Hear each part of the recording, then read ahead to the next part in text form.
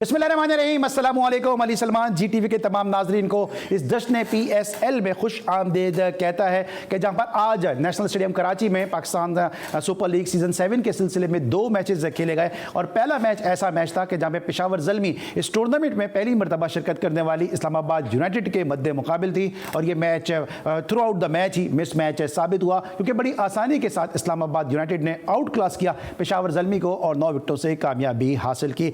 और इस वक्त नेशनल स्टेडियम कराची में दोनों टीमें जो रिवायती हरीफ हैं कराची किंग्स और लाहौर कलंदर्स, इनके दरमियान मैच जारी है और इस वक्त जो है वो यहाँ पर कराची किंग्स का पल्ला हमें भारी नज़र लाहौर कलंदर का पल्ला हमें भारी नज़र आ रहा है, क्योंकि लाहौर कलंदर की जानिब से फ़खर जमान बड़ी उम्दा कारकर्दगी का मुजाहरा करते नज़र आ रहे हैं। तो इस वक्त ये मैच प्रोग्रेस में है, लेकिन मेरे साथ आज हमारे पैनलिस्ट चेंज हुए। कल हमारे साथ तौसीफ अहमद साहब मौजूद थे और तौसीफ अहमद साहब को रेस्ट दिया है हमारे कैप्टन साहब ने, प्रोड्यूसर साहब ने, और आज 2 यंग नौजवान खिलाड़ियों को अपने पैनल में हमने शामिल किया। एक तो बड़े ज़बरदस्त क्रिकेटर हैं कि जिन्होंने पाकिस्तान की डोमेस्टिक क्रिकेट में रन्स के अंबार लगाए और बदकिस्मती से उस दौर में वो पाकिस्तान की टीम का हिस्सा बने कि जब एक से बढ़कर एक वर्ल्ड क्लास प्लेयर मौजूद था और जितने अच्छे प्लेयर पाकिस्तान को रिप्रेजेंट कर रहे थे उन्हीं के बराबर के कैलिबर के अपनी बारी के मुंतज़िर रह गए। ये तो फिर भी खुशकिस्मत थे कि इन्होंने पाकिस्तान की सबस कैप अपने सर पर सजा ली, लेकिन और भी ऐसे बदकिस्मत प्लेयर थे कि जो अच्छी परफॉर्मेंस के बावजूद पाकिस्तान को सर्व नहीं कर सके। लेकिन जो डोमेस्टिक क्रिकेट पर नज़र रखते हैं, जो क्रिकेट को जानते हैं, वो जानते हैं कि इनका क्या नाम, क्या मुकाम और क्या मर्तबा था।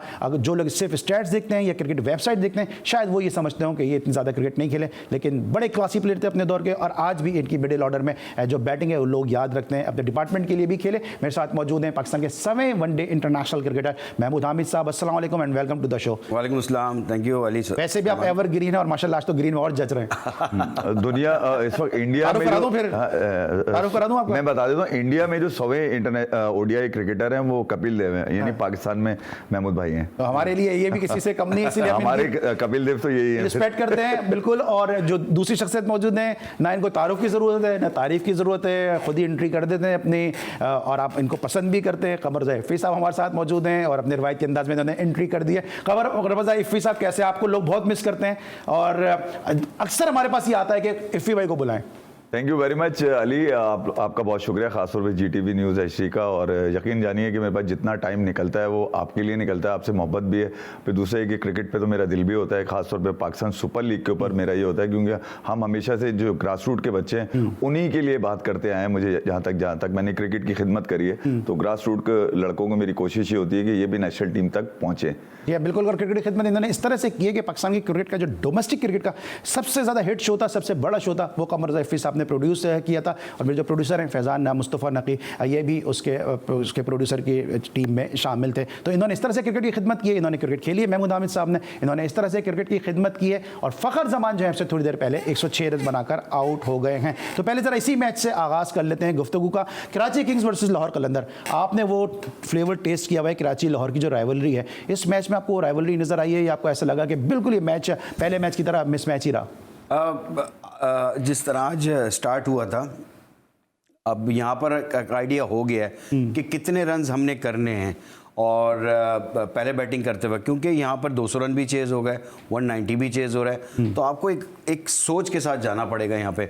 और जबकि बड़ा अच्छा स्टार्ट मिल गया था दोनों को, दोनों ओपनर्स बाबर और शर्जील बहुत अच्छा खेल रहे थे, लेकिन वो एक्सेलरेट नहीं कर पा रहे थे। शर्जील ने तो फिर भी चांस लिया और इनिंग्स को तेज़ खेलने की कोशिश की, बट के बाबर जो है वो नहीं खेल पा रहे थे, मतलब वो वही रिवायती अंदाज से खेले चले जा रहे थे। तो अपना थोड़ा सा मोमेंटम को चेंज करना पड़ेगा, क्योंकि एंड ऑफ द डे आपने जाके बड़े मुश्किलों से 170 किए जाके, जबकि ये स्कोर मैं समझ रहा था कि जिस तरह बैटिंग चल रही थी, आउट भी नहीं हो रहे थे, तो 200-200 प्लस होना चाहिए। इसमें भी स्लॉपी फील्डिंग भी थी, ओवर थ्रोज के रन्स भी थे जिस तरह से। वो तो बाद में हुए ना, जो ओवर थ्रो का 5 रन बन गए, उसके पहले भी, उससे पहले भी। तो लेकिन मैं ये कह रहा हूँ कि वैसे ही, क्योंकि जब विकेट नहीं करती, विकेट इन हैंड होती है आपकी, तो फिर आप चांस लेते हैं, आप लंबा खेलने की कोशिश करते हैं और रन ज्यादा करने की कोशिश करते हैं। ऊपर से नंबर 2 आपने जो टीम खिलाई, आपने एक नया अच्छा टैलेंटेड प्लेयर खिलाया साहबजादा फरहान को, आप नंबर 3 के ऊपर नबी को बैटिंग करने के लिए भेजते हैं। क्या नबी से आप स्टॉकिंग कराना चाहते थे? तो वो उन्होंने वो भी नहीं की, वो भी उसी तरह खेल रहे थे जैसे बाबर खेल रहा था। फरहान एग्रेसिव भी खेलते हैं। एब्सोल्युटली यार, उसका नंबर है। अगर आप किसी बच्चे को इंडक्ट करते हैं, आप उसको 7वें 8वें नंबर पे बैटिंग कराएंगे जहां 2-2.5 ओवर रह जाएंगे, तो वो अपना क्या शो करेगा? फिर भी उसने शो किया। तो आपको उन बच्चों को, अपने पाकिस्तान के जो लड़के हैं जो अपकमिंग है, जो नजर आते हैं कि अच्छे प्लेयर हैं, आपको उनको ऊपर लेकर आना चाहिए। रादर के आप जो नबी हैं, आप उनको नंबर 3 पे भेज रहे हैं बैटिंग करने के लिए। तो अभी मैं ये समझता हूं कि जितनी भी फ्रेंचाइजीज हैं, इनको अपने प्लेयर्स के ऊपर ज्यादा जो है एतमाद करना पड़ेगा, उन पे इन्फसाइज करना पड़ेगा। अदरवाइज हम लोग जो है वो फॉरनर प्लेयर्स को जो है वो ऊपर लाके उनको जगह दे रहे हैं। ऑलराइट, एफए भाई के पास भी मैं आऊंगा, लेकिन जरा तफसील से मैं इनसे बात करूंगा, क्योंकि 6 बॉलों पे 6 रन जिस वक्त दरकार हैं और मैच का जरा नतीजा सामने आ जाए, फिर जरा एफए भाई जो है वो अपने मखसूस अंदाज से जरा आएंगे। लेते हैं ब्रेक, और ब्रेक के बाद वापस आते हैं, फिर मजीद गुफ्तगू करते हैं।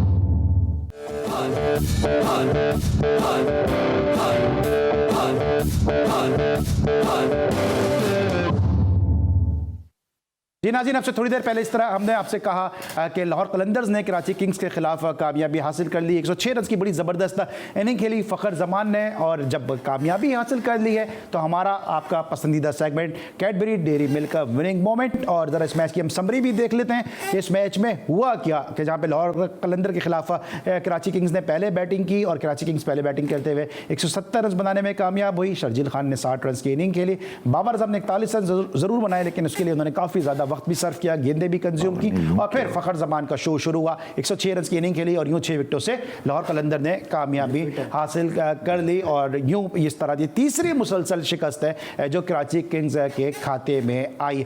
कमर ज़ैफ़ी साहब काफ़ी अरसे से तनकीद कर रहे हैं बाबर आजम के बैटिंग के स्टाइल को, और अगर हम दूसरे ओपनर्स को देखते हैं, उनकी बैटिंग देखें और बाबर आजम का वे ऑफ बैटिंग देखें, सर्कल में जिस तरह से वो पावर प्ले को यूज़ कर रहे हैं, उस पर बात करें, तो कमर ज़ैफ़ी साहब क्या इस पर आप रोशनी डालेंगे? यार अली, मैं बड़ी सिंपल सी बात करूंगा। अभी मैं दुनिया के क्रिकेटर्स की बात नहीं करूंगा जो T20 दुनिया में बाकी लोग, जोस बटलर वगैरह, एलेक्स हेल्स हो, टॉम बेंटन हो, ये लोग खेलते हैं। मैं तो सिर्फ यही आप PSL की बात कर लूंगा। आप अपने PSL के ओपनर्स देख लीजिए, उससे ही आपको अंदाजा हो जाएगा कि बाबर आजम वो वाहिद शख्स है जिसको ICC ने उसके 50 रन बनाने के ऊपर और 120 के स्ट्राइक रेट पे उसको, क्योंकि कोविड के मसाइल थे उस वक्त, पाकिस्तान सबसे ज़्यादा T20 खेल रहा था, 29 T20 खेल गए, और कोई भी हल्की से हल्की टीम आ जाए, बाबर ने खेलना है, उसको खिलाते गए, और उसने जनाब अपने रन बना के ICC अवार्ड तो अपने नाम कर लिया। मगर सेमीफाइनल आप हारे ऑस्ट्रेलिया से आप हारे, जहां आपने 34 बॉल्स पे 39 रन के, ये वो जगह थी जहां से पाकिस्तान मैच हार गया। बाकी आपने पूरे टूर्नामेंट के अंदर सिवाय इंडिया को मारने के अलावा किया क्या? कुछ भी नहीं किया। मैं ये कह रहा हूं कि पाकिस्तान के साथ जो सबसे बड़ी ज्यादती है वो बाबर आजम को एज एन ओपनर खिलाने की। उस दिन आप ही के प्रोग्राम में बैठे हुए वो सिलेक्टर थे जिन्होंने बाबर आजम को सिलेक्ट किया था, वो अपने मुंह से कह रहे हैं कि बाबर आजम अगर इसी स्टाइल से खेलते रहे तो उनकी टीम में जगह ही नहीं बनती है ना।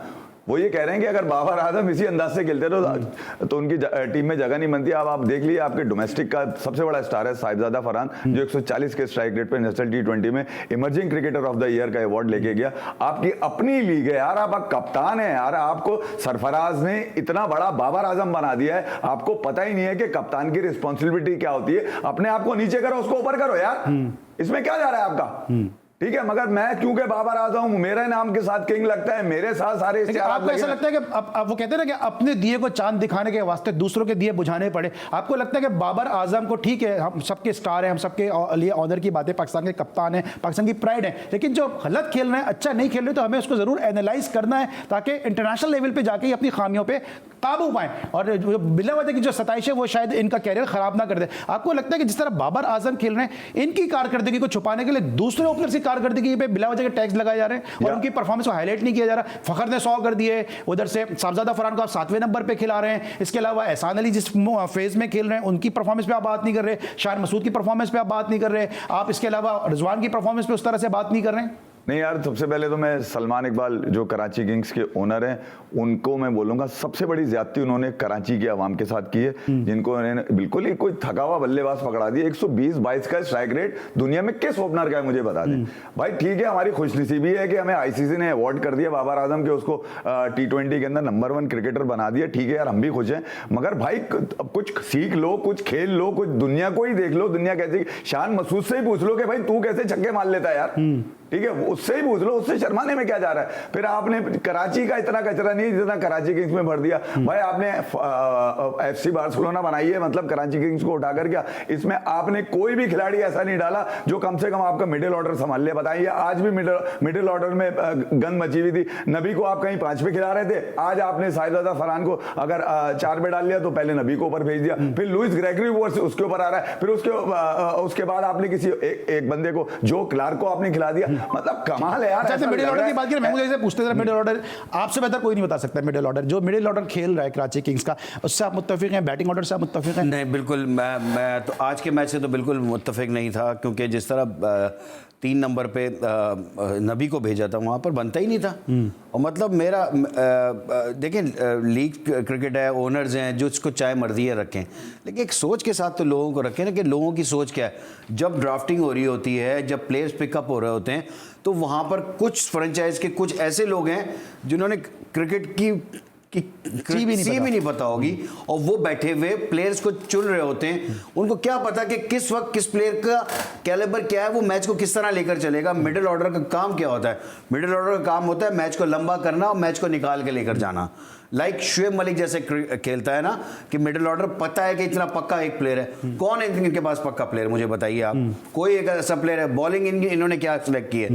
इनके पास स्पिनर्स कौन से हैं? स्पिनर इनके पास नहीं है। तो आप जब टीम बना रहे थे, जब आप ड्राफ्ट में प्लेयर पिक कर रहे थे, तो आपने क्या सोच के प्लेयर्स को लिया? कि आपने अपनी कॉम्बिनेशन ही आपने नहीं बनाया।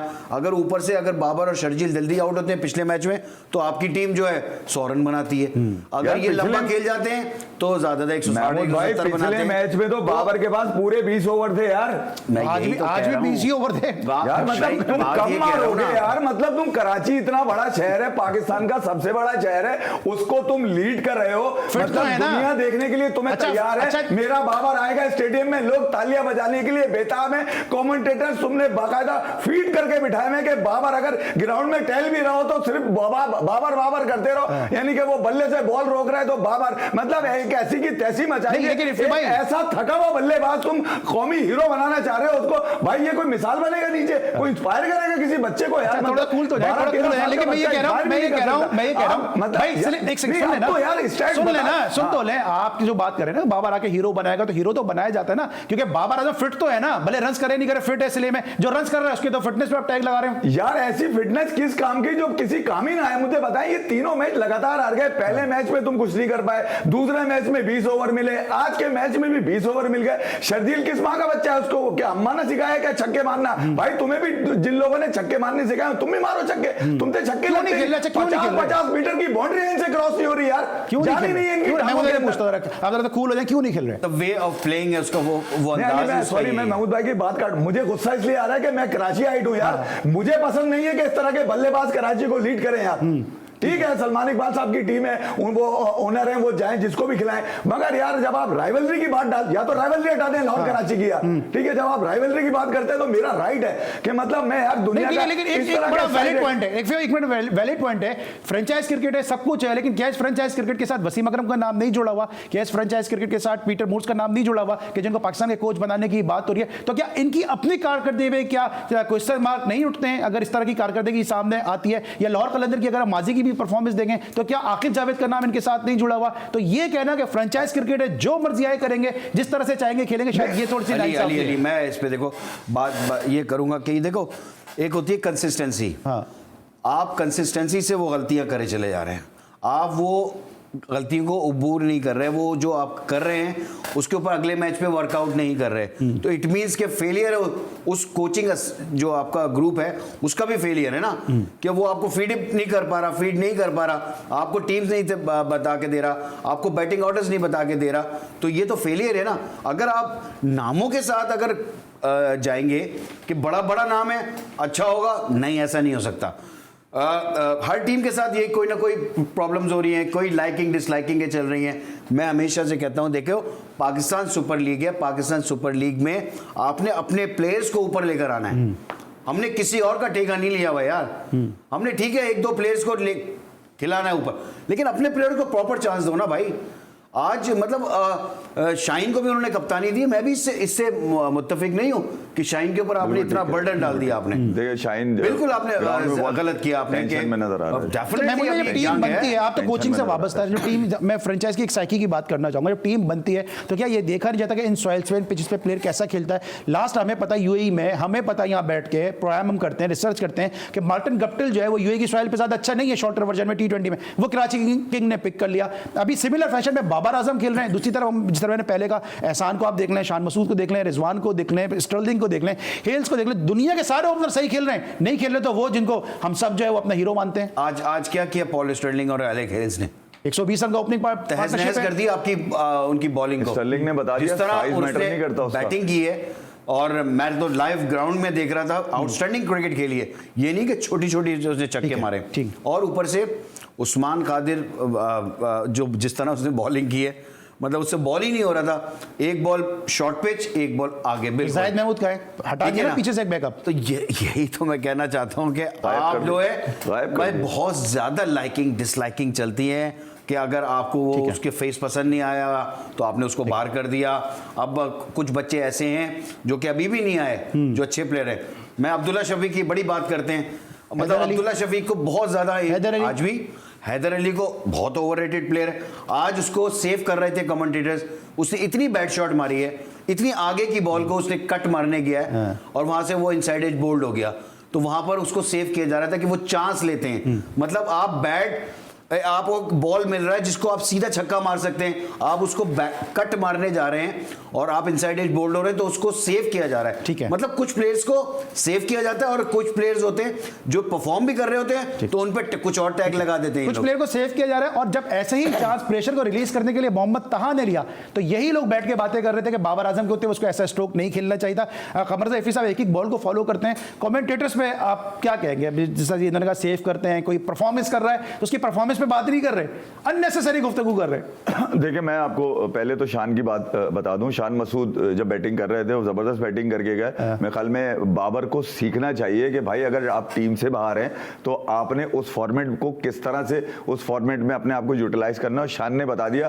कि वो बाबर से बेस्ट यूटिलाइज करता है T20 में। अच्छा बहरहाल आप जिस तरफ आ रहे हैं, जिस तरह से कमेंटेटर्स को फीड किया गया ना कि भाई जिन पर हम इन्वेस्ट कर रहे हैं, जिनको हमने बनाना है, जो हमारे पौंगे पंटर हैं, जिन प्लेयरों को हम चला रहे हैं, उन्हीं के बारे में बात करनी है, उन्हीं की तारीफ करनी है। भले पाकिस्तान की किसी भी फ्रेंचाइज का कोई भी ओपनर हो, कुछ भी कर रहा हो, कितने भी लंबे छक्के मार रहा हो, उसकी बात नहीं करनी, उसकी बात इस तरह से करनी है कि किसी बात का तमाशा बन जाए। जैसे मिसाल के तौर पे एहसान अली की बात करूंगा, एक तो कमेंटेटर्स जो है उनको नाम ही नहीं पता, एहसान अली, एहसान अली, एहसान अली, क्योंकि डोमेस्टिक में तो जाते नहीं है, पेट ही है यहाँ तक गिले में खा पी के बैठे हुए, वहां पर सेटिंग इनकी बनी हुई है, पीछे से इनको फोन आ जाता है कि भाई इस खिलाड़ी पे बात करो, उस खिलाड़ी की बात करते हैं। एहसान अली की बैटिंग के ऊपर बजाय कि कमेंटेटर ये कहे कि यार इसने पिछले मैच में भी अच्छा खेला, अपने आप को अच्छा यूटिलाइज कर रहा है, इस फॉर्मेट के अंदर आज भी अच्छा कर रहा है, कह रहे हैं तो 10 साल से खेल रहे हैं। अब वो तारिक सईद नाम है भाई कमेंटेटर का, मैं खुला बोल दूं,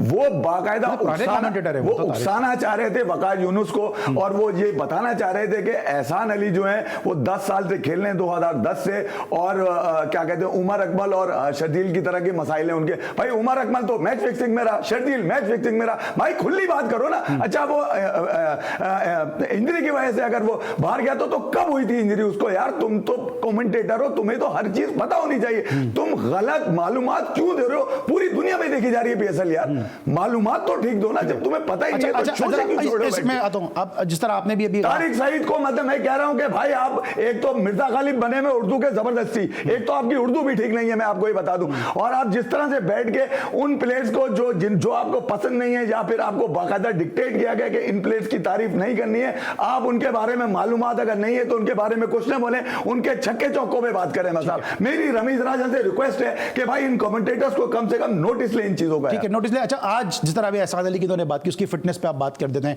आजम खान की आप फिटनेस पे बात कर देते हैं, जितने ही वो परफॉर्मेंस दे फिटनेस पे बात करते हैं, शर्जील की फिटनेस पे बात कर देते हैं, आज पॉल स्टर्लिंग के लिए तो कोई ऐसी बात नहीं हुई। नहीं बिल्कुल।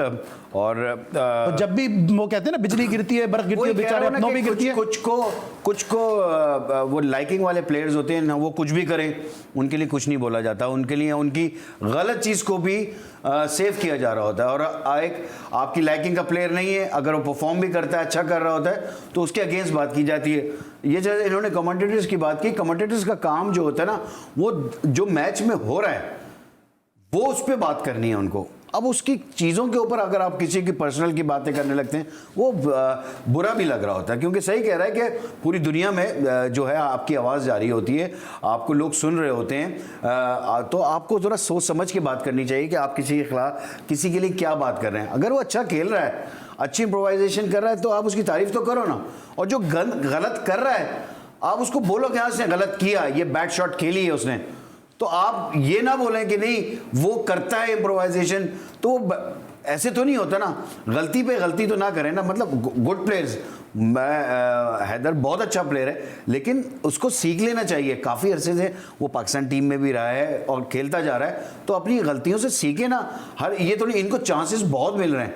अब ऐसा वक्त ना आ जाए कि ये बेंच पे बैठना शुरू हो जाए। इस वक्त लेंगे हम एक ब्रेक, और जब ब्रेक के बाद वापस आएंगे तो मजीद गुफ्तगू करेंगे अपने दोनों मेहमानों से। मिलते हैं एक छोटे से ब्रेक के बाद।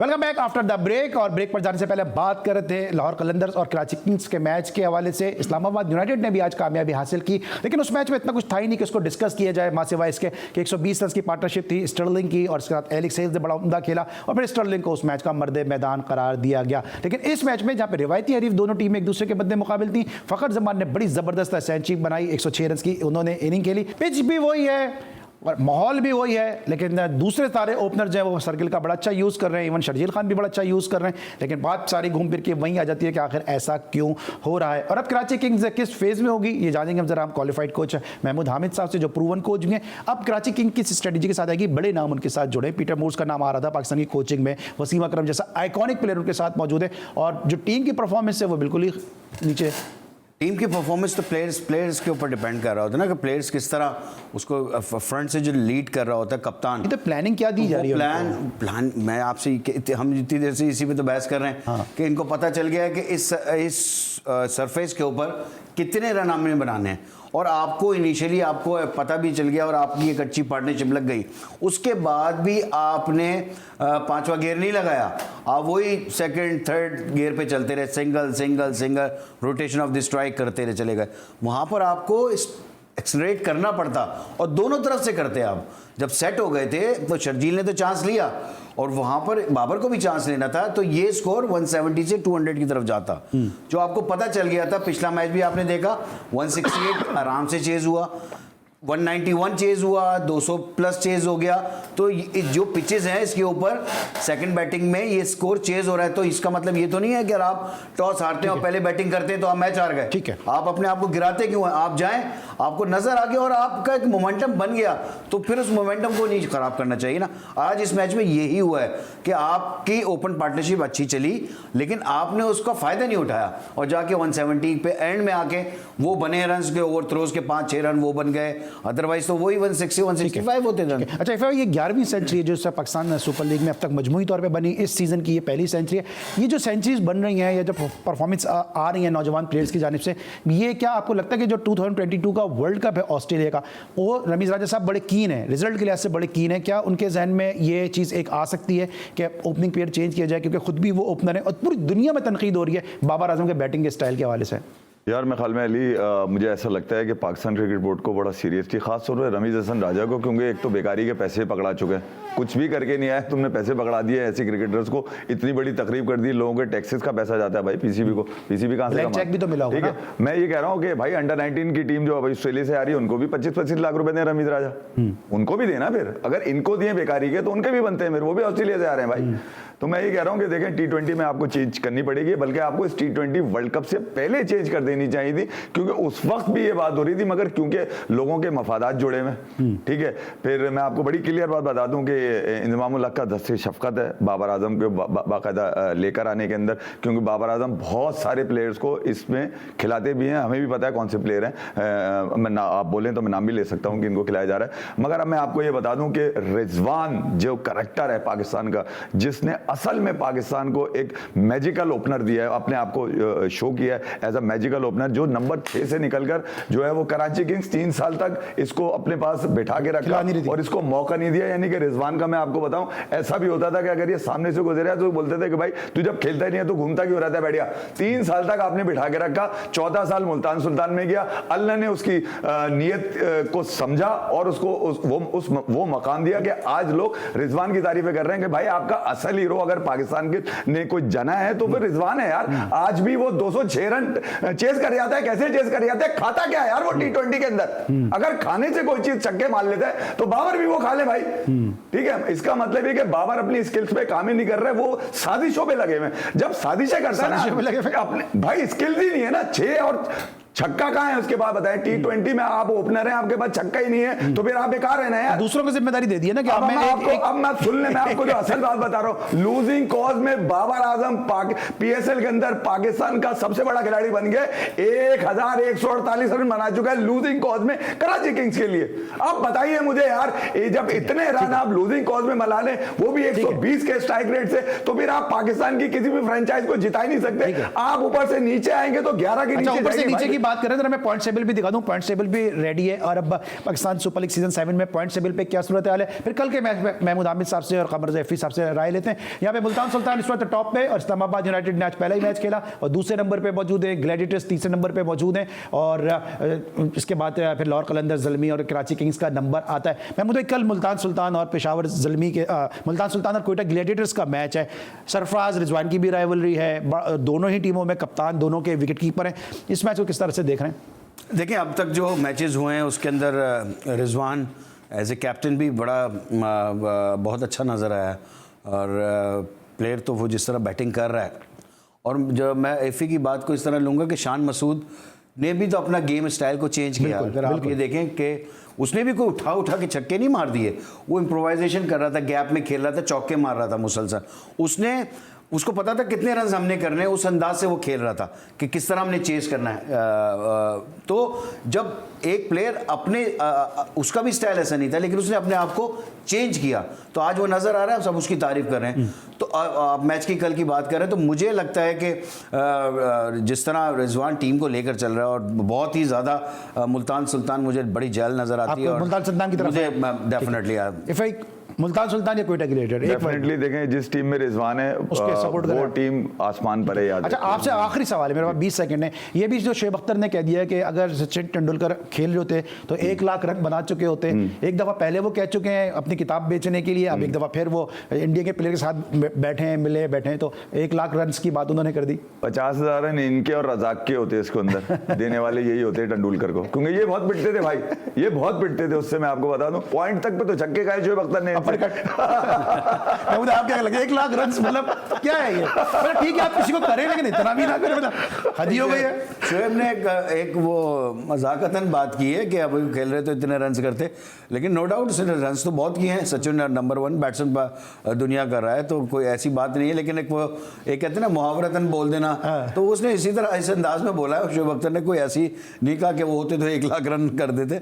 अली ये एरा जो है आप उसी अंदाज में लें। अली ये एरा है विराट कोहली का। इस एरा में जो तेंदुलकर के दोस्त यार है ना, पुराने फास्ट बॉलर, वो चाहते हैं कि किसी का नाम ना रहे, तेंदुलकर का नाम रहे। भाई ये एरा ही कोहली का है, किसी और का नाम इतना ना ले, करेगा लेकिन कि अगली आने वाली 10 नस्लें भी नहीं कर पाएगी। ठीक है, इतना नहीं कर पाएंगे। लेकिन आपको याद होगा कि गुज़िश्ता जब हम वर्ल्ड कप का मैच होता पाकिस्तान इंडिया का, महमूद भाई से मेरी डिबेट हुई थी कामली के मामले पे, तो इसका मतलब महमूद भाई सही थे उस वक्त, तो कामली ने सही कहा, आपने इनको बहुत मारा है, यानी कि इतना ही मार रहे थे फिर 1 लाख रन तो होना बनते थे। आज के लिए बस इतना ही। महमूद भाई का और कमरजा हफीज साहब का बहुत बहुत शुक्रिया। कल एक दफा फिर आपसे मुलाकात होगी। अपना बहुत ख्याल रखिए। अली सलमान को इजाजत दीजिए। अल्लाह हाफिज।